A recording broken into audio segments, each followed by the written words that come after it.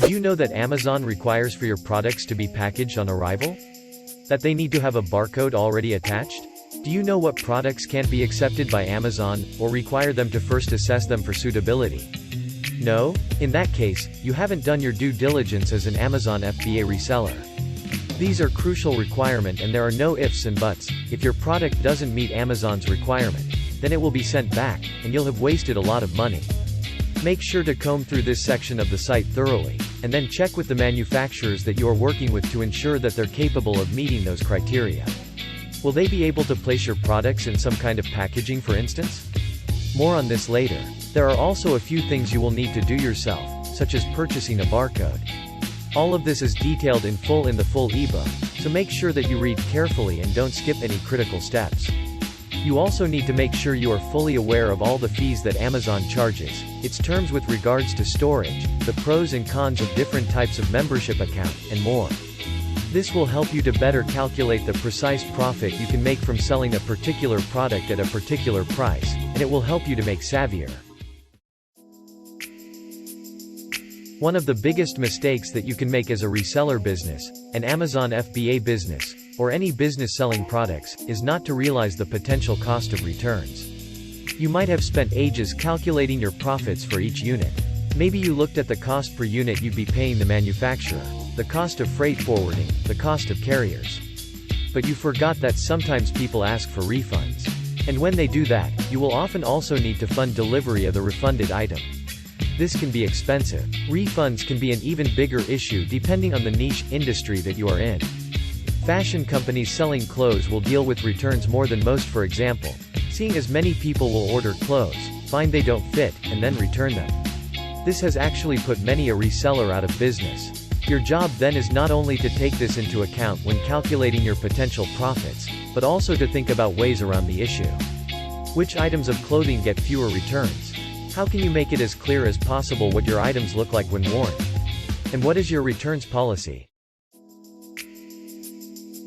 One of the biggest mistakes that sellers make is to act unprofessional when dealing with unhappy customers. As we start to operate on a bigger scale, it's easy to forget that our customers are people, and to forget to make sure that each of them is having the best experience possible. And when someone complains, we often ignore it, or just but that one unhappy customer can do a lot of damage. That's one unhappy customer who won't be buying from you again. One unhappy customer who can write such a scathing review that people start choosing your competitors' products over yours, even when they cost more. One disgruntled customer who can spread the word and quickly grow to become 1,000 people boycotting your service. It's forgetting these little problems, rather than not having an end game in mind, that often leads to the big problems that eventually cripple the business operations. A business. So that disgruntled customer, what can you do about that? First of all, make sure you pay attention to your inbox and look for complaints. If your company is big, you should consider setting up a complaints department that can deal with these on your behalf and be around 24/7 to deal with inquiries and complaints, but don't make the procedure too difficult. Also ensure you still deal with issues personally and make it your duty to ensure that all dissatisfied customers are duly compensated for any wasted time or money on their part. This might mean sending them something for free or discounting their money, and an apology never goes amiss.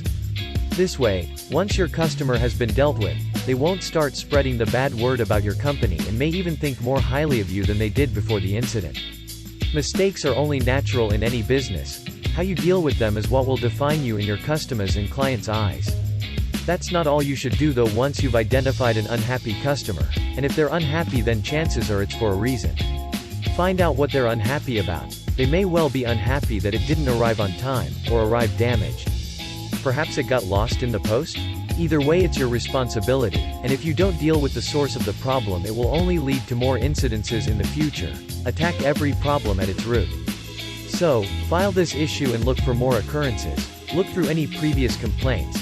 They are the best kind of market research and completely free. Make sure you never delete them.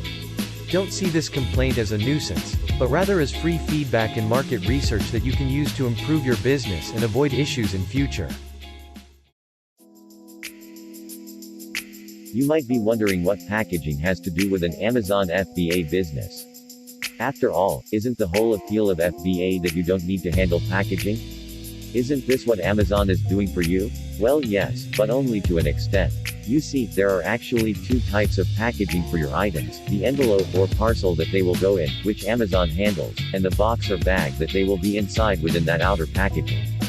And actually, that latter option can be just as important if not more so. This is your one chance to really make an impression as a brand, to make your product stand out from countless similar ones.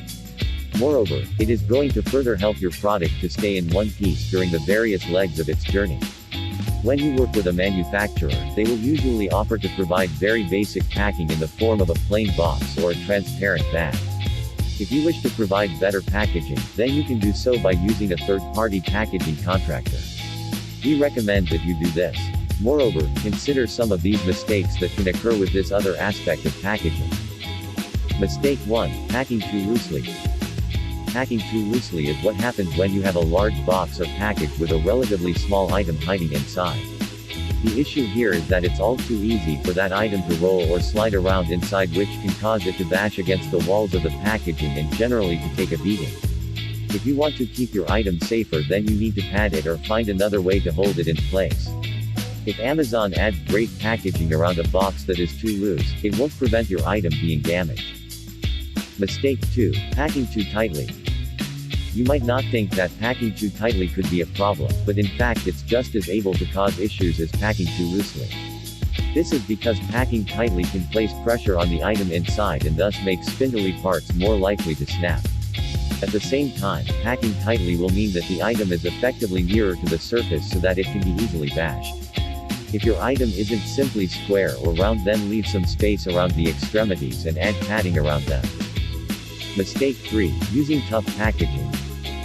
This isn't going to be a problem in 90% of cases, but for some people who have particularly delicate items, it's worth remembering that the packaging should be less durable than the item itself. This is a mistake people will make when using zip ties to hold things in place, or when using stickers on cotton, etc. Make sure your item will actually come out when it gets to where it needs to be. Mistake 4. Making the packaging too soft. Just as bad as having packaging that's too soft. This is a particularly big problem with boxes that are easily degradable in water. They can all too easily get essentially dissolved by rain, leaving your item vulnerable. If your item isn't waterproof, then make sure your packaging is. Mistake 5. Not marking the bottom. All packaging that is breakable and has an obvious right side up should have that right side up marked on the top. This way carriers won't accidentally stand them upside down and cause damage. Remember that when it is being stored in Amazon's warehouses, it won't have any packaging to prevent it from getting damaged other than yours, so provide information. This will also mean your product is more future-proof, in case you ever want to sell it to retailers or similar. Mistake 6. Not making it stunning. You can't overstate this. Providing stunning packaging for your products makes a huge difference to the experience. Not only that, but it helps your items to look massively more appealing in photos and marketing materials. It's a hassle to be involving yet another party before your items get to your customers, but it also doesn't cost that much. And seeing as it makes such a massive difference to customer satisfaction and desirability, it is more than worth it.